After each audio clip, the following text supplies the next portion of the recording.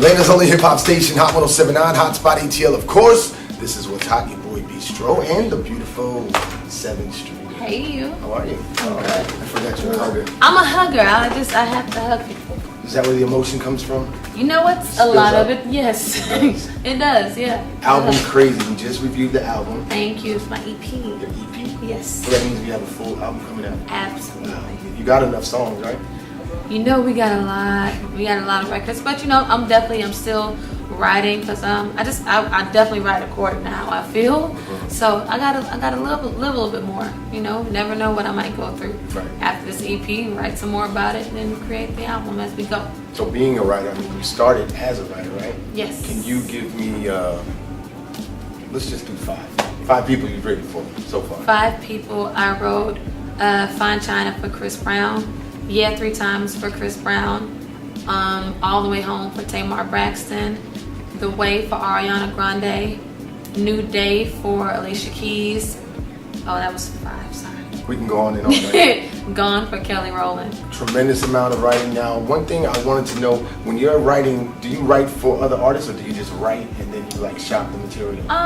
Both. Really? A lot of times, yeah, it just depends. Sometimes I get called in to do sessions for particular artists, and sometimes they're there and I can talk to them, find out what they're going through, and I'll write like that.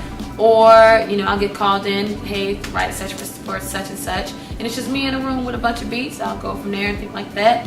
Or I'll have sessions that I'll have for myself, and I'll just be in there just writing, and sometimes the songs we keep for myself, or we shop those. So it just kind of varies. Yeah, it varies. Okay, let's go back to your album though, December 3rd. Yes, I'm very excited. Crazy. My EP, yes, comes out December 3rd. It's a 7-song EP. It's basically just talking about the cycle of a relationship. You know, your good times, your bad times, your parts when you really in love, parts when you can't stand who you in love with, you know, that whole thing. And all about it. You know all about it, right? Don't we all? And it's crazy. And I called it Call Me Crazy, but just because I felt like, you know, a lot of times in relationships, and I'm pretty sure at one point or another, somebody that we're dealing with, they feel like we've been acting a little crazy. Or you may feel like that about them. She knows who she is. Yeah. Or you may feel like that about them. And, you know, I just felt like, you know, a lot of times you feel like call me crazy, but, you know, didn't you just lie to me about that? Or call me crazy, but you made a promise that you didn't keep. So there's so many different, you know, kinds of call me crazy. But so, gotta hear the EP, it breaks it all down. Yeah, so, I mean, listening to it, is it fair to say I guess it's out, you're an open book right now. Is that where you're at? Because it seems like a journey, the entire EP, I want to say album because it's that good, but it seems like a journey from start to finish.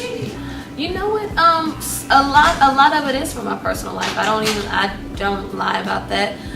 If it's not from my personal life, it's from the lives of my girlfriends. You know, we all have, and guys too, we all have those friends, and we have conversations about what we're going through. And if you're not personally going through something, if I'm not personally going through something, you got a friend that's going through something. So, or you're gonna act like you got a friend when it's really you. No. I'll tell you. If no, it's not really you. me. I'm saying other people. I'm like, my boy's going through. Because I'm like, I'll tell you if it's really right, me. yeah. I definitely write about it. You know, it won't stop. That was really something that I went through. You know. Congratulations, number 1. Huh? Thank you.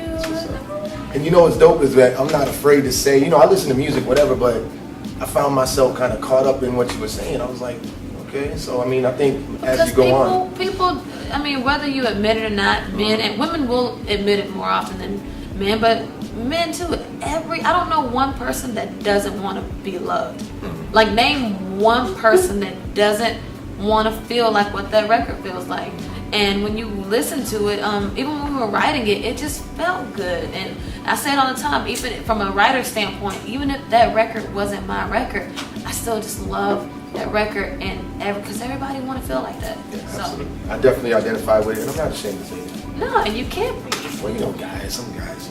No, but I mean, I'm talking about J-Zone and Shade Right, Zone yeah, you made it man friendly. So it's definitely man friendly.